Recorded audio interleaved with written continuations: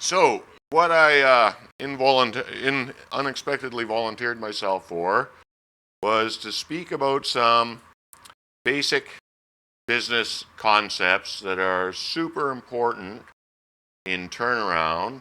And I personally feel it's super important that everybody involved in turnaround consulting understand these basic concepts. So, what I'm talking about here is cost structure. That's all of these terms go through a gap translation and they can all be translated into other languages, but we're basically going to speak in North American terms. I'm sure everybody will be able to follow along. So cost structure, the part of it that we're concerned about begins with fixed costs and variable costs, followed by direct costs and indirect costs. And those two things interrelate with each other, and they have a very, very important connection to turnarounds that I don't think that very many people understand. And why do I think that is true? Well, first I just got to figure out how to change slides. There we go. So why? Well, everybody involved in turnaround is aware of this discussion. Integration. There can be only one. All the work must be planned, scheduled, contracted, and executed by the turnaround team in compliance to the turnaround process. All the other methods where every team works for themselves within the turnaround, over here we refer to that as a goat rodeo. And that's super good for hourly paid people to make enough money to buy a Rolls Royce, but it is not very good business management. So I'm going to try to convince everybody in this room that when turnaround managers and turnaround consultants are preaching integration, they are not on some kind of a power trip, grow in the empire type thing. The reason turnaround managers fight for integration is 100% because of the business case. The reason other teams fight against integration, they can speak to themselves, but it has nothing to do with business. So how does cost structure dictate that we should be integrating our turnaround? Well, there's this quote, "Grant me the serenity to accept the things I cannot change, and the courage to change the things I can, and the wisdom to know the difference." Well, our cost structure is going to provide us with the wisdom to know the difference between what we can change and influence and what we cannot change and influence. And if our turnaround team and our turnaround manager has enough courage to push it, they will then begin pushing for integration. So let's go to the beginning first. Everything in this conversation begins with fixed costs versus variable costs. So fixed costs are incurred regularly, and they're the regular bills. So if we just think of the simplest of business, this is going to be the rent, the heat, the utilities, the business license, depreciation of capital assets, that sort of thing. They're always a constant.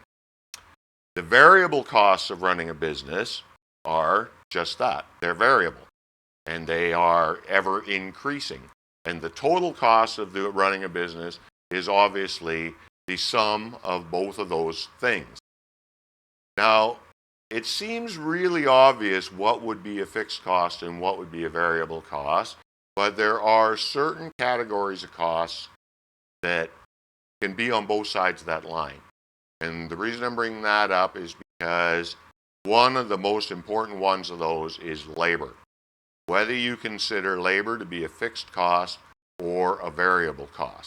And that entirely depends on the type of work you're doing. But in terms of turnaround, we consider labor to be a fixed cost. Now, I'm not saying that there isn't people doing real hard work in procurement, negotiating to get another 3 cents, reduction off the pipe fitters' wages. There is. But they have nothing to do with us, and it's not the business of turnaround. So we don't care about that. In terms of turnaround, labor is a fixed cost. Keep that in mind. It's super, super important. So, if we're moving on, it's important that we first note that fixed cost of our business when we're starting up a business, that happens immediately and continues on forever. So when we've only spent the fixed cost investment, we are not going to generate any revenue, we're not going to make any money, and we have just started the clock ticking on our own bankruptcy. So you see that little triangle in there that the green, orange, and red lines form. That little triangle before the blue break-even dot, that is where all the kung fu mojo of managing a startup company exists. That is where we're understanding that we need to keep pouring investment into our variable costs to generate enough of what we're making to finally reach that break-even point. So we're looking at variable costs in a we need to do this sense at that point. The interesting thing is once you hit that break-even point, the entire cost management of your business changes. You are no longer looking at variable costs as for sure necessary investment that you've got to make or you're never going to make any money. Suddenly, when you're on the other side of the blue dot, your revenue's looking good, your profits are going up, and what you really want to see is those total costs to quit going up. So as much as possible at that point, you're trying to control your variable costs. Now, before we move on, because there may be some people that have taken advanced business classes in here, this is the very beginning of this graph. When you study this in university, this graph actually goes on and on and on, and you actually generate it as function math, as a curve. And one of the coolest things that happens further on down this line is there reaches a day in any business where you spend $100,000 more of variable cost investment and your revenue drops. So that's way beyond the scope of what I want to talk about here. I just wanted to point it out that I'm aware that happens, and you should be aware that it happens too. So when it comes to turnarounds, we don't really, and projects in general, so you think in terms of fixed and variable costs at the base business level. When you get into project work and turnaround work and things of that nature, we don't then think strictly in terms of fixed and variable anymore. We think in terms of direct and indirect.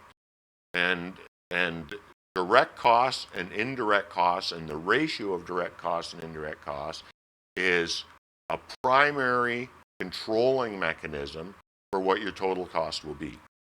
So in our case, and this is why this is important, in the case of turnaround, labor cost is direct, right? Our turnaround cost is literally based on those work packs. We build a meaningful turnaround estimate from our work packs. The actual labor is the actual product of a turnaround. So turnaround cost is direct.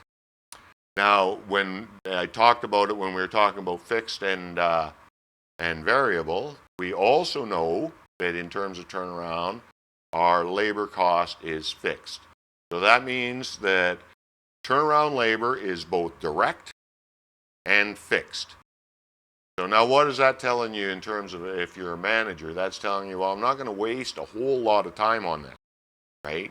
I'm going to make sure my planning is good so that I actually do know what my labor hours are. But other than that, there's no cost management involved in managing the labor cost. It's fixed and it's direct. It's the whole reason we exist. The supporting services that come in under indirect costs, some of them, we can manage. Now, I've highlighted two things here. I've highlighted employee labor salaries, because that's, I've made that clear, that's what we're focused on. And I've highlighted administrative and legal fees. What I'm thinking of there in terms of our general contractor will need to have an administration team capable of running daily payroll and capable of producing LEMs for the client team on a 24-hour turnaround basis. So that's a substantial administrative workhorse required if we're talking about 1,000-person team here. Every single GC on site will need that. Keep that in mind. So I'm going to redo this little graph we were just looking at in terms of turnaround. In terms of turnaround, we're not going to think of fixed costs, we're going to think of direct costs. And that's our work packs. That is literally our work packs. And we're going to think of our material costs because we can't do anything about either of those things. So they are what we consider to be fixed costs.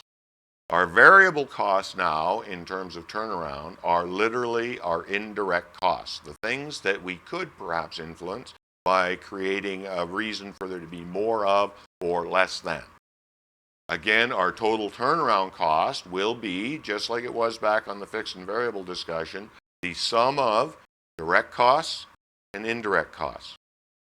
Now, internationally, because of variances in currencies and all kinds of different factors, over the last 60 years, we've created a standard so that we can all talk to each other in the same language when it comes to turnaround cost accounting.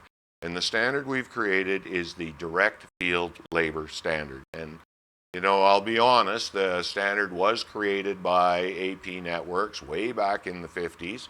And they get to continue to have the claim to fame on that because they also have, you know, the database that we all use to check where we're at on the scale of things. So direct field labor is the total cost of the turnaround, wherever that green line ended up, minus the material cost of the turnaround, divided by the tool hours.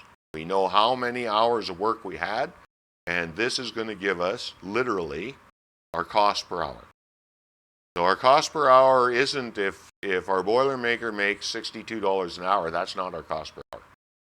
Right? Our cost to have that Boilermaker, you know, burning rod or pulling wrenches is considerably more than the Boilermaker's rate because it has to cover these indirect costs. Hopefully everybody's following me so far. Am I going too fast or suddenly for people? No, I think this is great. Okay. Yeah, it's good for me. Good to me as well.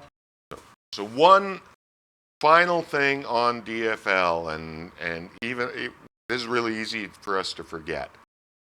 DFL is regional, geographically regional, right? So the best-in-class DFL producible in Texas City, that's not going to be anything similar to the best-in-class DFL producible in Fort Saskatchewan, and neither of those is going to have anything to do with the best-in-class DFL producible in Rotterdam, right? So it is important that when we reference DFL numbers, we're referencing a benchmark DFL for the region or geography that we're speaking in. We can't compare labor costs in the Gulf of Mexico to labor costs in Fort McMurray. It just doesn't work that way. So by now, everybody should be clear that the principal job of a turnaround manager and the turnaround control team is to control the direct, indirect cost ratio. And I'm going to show you right now just how important that is. If our indirect to direct cost ratio is 25%, and that's a pretty good number. Like a turnaround manager that's hitting 25% has every reason to be proud. That's going to be $75 million out of 100 that we spend on the work, and $25 million out of 100 that we're going to spend on supporting the work through indirect. If, on the other hand, we only achieve the 30% target, and that's a pretty universal target throughout the world for turnaround indirects, then we would spend $70 million of our $100 million on the work and only $30 million and $30 million on indirect. And so on and so forth. 50 is 50 and 50. And the last number, that 68% that I put in the bottom with the asterisks there, I'm putting that number in there because that is a real number. That is the number that I inherited when I walked into major maintenance management for the first day. The company I worked at had been executing projects and turnarounds for years on the assumption that their indirect ratio would be 68%. And just for the record, by the time I left that company, my last execution year, I executed with a direct to indirect ratio of 22%, which means that I can claim for my team a recovery of $46 million per $100 million that was achieved through management. We managed that $46 million per $100 million saving by managing our direct indirect ratios. So now we're going to start to wonder, how are we going to get there? What does this have to do with integration? Well, what we need to do is we need to eliminate duplications of effort. So I mentioned this a little while ago, that each individual general contractor on our site, and I'm saying general contractors because the subcontractors you bring in under the generals, they don't play into this directly. So each individual general contractor will require exactly the same amount of indirect support for their team. And that's whether they're bringing 100 people into the game or whether they're bringing 1,500 people into the game. They all will require those support teams, the safety support team for certainty, the administrative support team for certainty, and a myriad of other lesser issues. It is, and maybe it's different in some parts of the world, but I'll tell you for certainty in North America that there is no possibility that my general contractor Sims is going to run payroll for another general contractor on the same site. They just don't work that way. So I think we all understand that. They're all going to have the exact same level of indirect support. So, in the traditional non-integrated turnaround, projects will have their own GC typically. And most project teams, because that's how they like to work, every PM that's executing in our turnaround will have their own GC. So if it was just one for the projects team, we would already be at indirects times 2. If they were executing 3 projects in our turnaround, now we're at indirects times 4. In some cases, maintenance engineering decides they want to be like projects and have their own GC, and that would take us to indirects times 5. So you're starting to get an idea why it's kind of important that we integrate, and why, when a turnaround manager is demanding integration, it isn't any kind of a empire building thing. It's just a pure business case. How do you get to a 68% indirect? You run a goat rodeo, right? And I'm going to be honest with everybody. For at least 30 years of my life, I had no interest in trying to stop the goat rodeo, right? I was out there at the top hourly rate on any given turnaround. If I made 300 hours in straight time, I easily made 600 hours in double time. Goat rodeos work for the vast number of people participating in the turnaround. This is super important to understand, because there's only one real group that has an interest in making this stop happen, and that's the owner group. Because the vast majority of the people in the turnaround make way more money, can go on way nicer vacations with their family at the end of turnaround if we just don't do it. How do we stop it? How do we get down to that less than 30%? And I'm telling you, anybody anywhere in the world can get to less than 30% indirect, with the possible section of the Saudi arena, because they do things a little bit different there. So I can't really speak. So how do you get to an indirect ratio of less than 30%? You integrate your turnaround. Right? Back to what I said at the beginning. There can be only one. The turnaround manager is the event manager. Everything speaks to the turnaround team. The turnaround process dictates the master milestones. So if turnaround says that IFCs are due at T-12, IFCs are due at T-12. It doesn't matter if projects has a process that says IFCs are good at T-60 days. They are not in this case, because there can be only one, right? We have to integrate our turnarounds. So that's why I think this subject is so important, right? Is because people don't understand why turnarounds keep pushing for integration, and the people that fight against integration are fighting about something entirely different. So the business case is the only case that should be spoken about. Here's another bonus. I've got a bonus slide in here. If you're working with a team and you've counseled the turnaround manager, and between you've successfully convinced senior leadership to integrate the turnaround, you ought to be up for a Nobel Peace Prize win. Honest to God, you ought to be up for a Nobel Peace Prize win, because the minute you integrate your turnaround, there's no such thing as shared cost anymore. And if anybody in this room knows of a bigger battle royale in a turnaround boardroom than the fight over shared costs, I'd love to hear it, because this is one of the biggest nightmares of every turnaround manager I know, and it's the reason why we can't close out a turnaround in a reasonable 60 to 90 days, because we're still fighting about shared costs 120 days later. There are no shared costs if you integrate. Okay? If there is only one team executing, there is nothing to share. So let's do a quick recap here. Fixed costs are fixed. Don't waste your time. Can't do anything about it. Right? I see this all the time. People wasting hours and hours and hours in the boardroom going around and around and around in circles about the boilermaker rate or the welder rate, or it just doesn't matter. Right? That's procurement stuff. We don't care about it. It's a fixed cost, and we're not going to waste any more time talking. Variable costs, on the other hand, they can be, should be managed. If you are not actively attempting to do something with your variable cost, then you're not really actively cost managing, because that's what you would be managing. Direct costs can be either fixed or variable.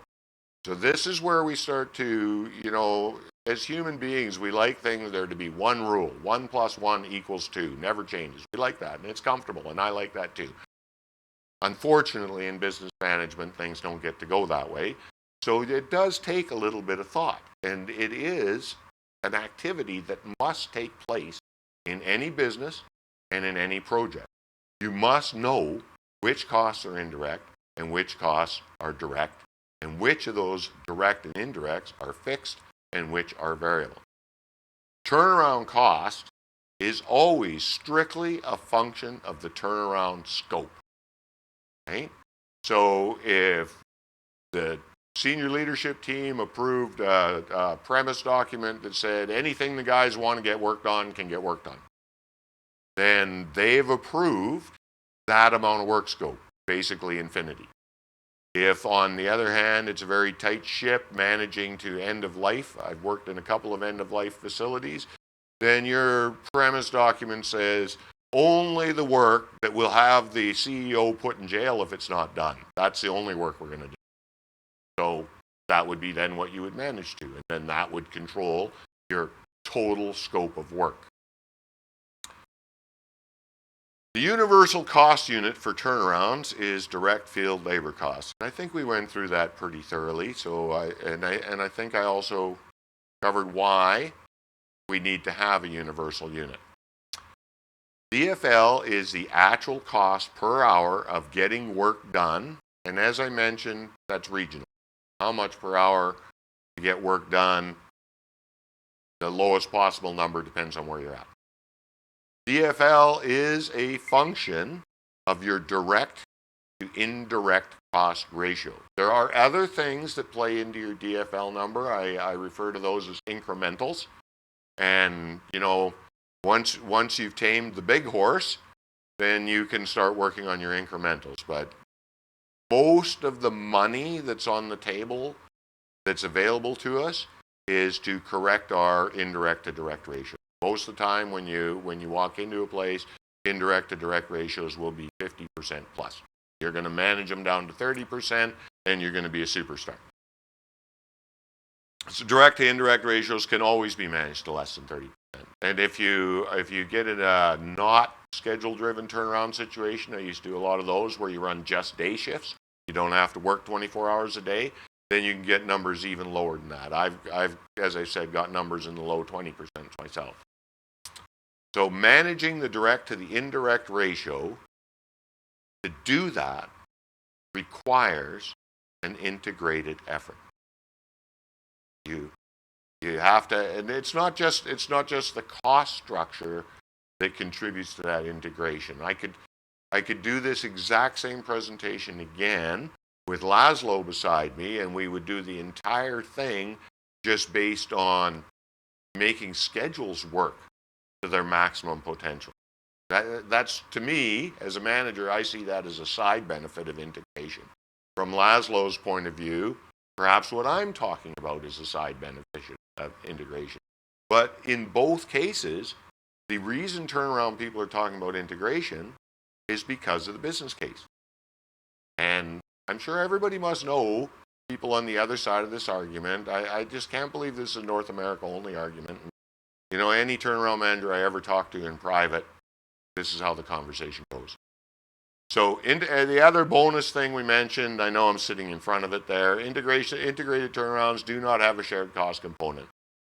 Right? So now we can get rid of the entire shared cost support team. On a 1,000,000 man-hour turnaround, the shared cost support team runs for months and months and months after the turnaround. The fight runs for months and months and months after the turnaround. And I don't even know how much money is spent on it. So we can fire all of them, get rid of them, or we can put them to more productive uses. And that eliminates even more indirect costs from it. But the lion's share of the money that can be put on the table is through integration. Now, none of us here are expecting to be turnaround managers for anybody. And I know that probably the way I presented that kind of sounded like I thought Ella was going to go out and manage a turnaround tomorrow. But that isn't really what my point is here. My point is, if we don't understand the reasons why the processes that we push and preach the things they preach, then we can't very well be effective consultants. And I don't think there's a less well understood or,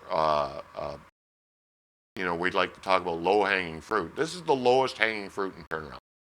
For about 70% of turnarounds, about 30% of their, let's say 15 to 30% of the money they spent was wasted in their indirect to direct ratio because they weren't integrated. So I feel that as a turnaround consultant, pushing integration is in the top three talking points. Probably the top talking point for me, because I'm old and I've seen the other side of it so often that I just don't want to see it anymore. I don't even really want to work with non-integrated teams.